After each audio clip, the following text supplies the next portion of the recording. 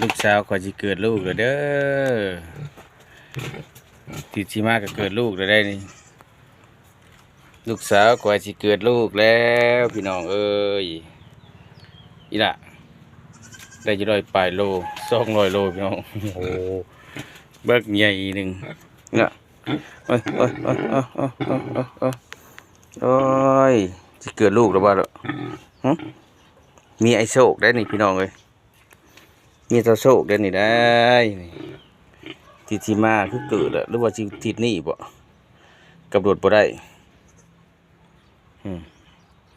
แม่มากไงหนึ่งหน่อยละเนาะได้หลายๆลูกเด้อเอา10ไปโตพุ่นเด้อจนพอมีห้ามเกลือพุ่นเด้อพี่น้องความมันท้องใหญ่ท้องบ้าใหญ่หนึ่งเด้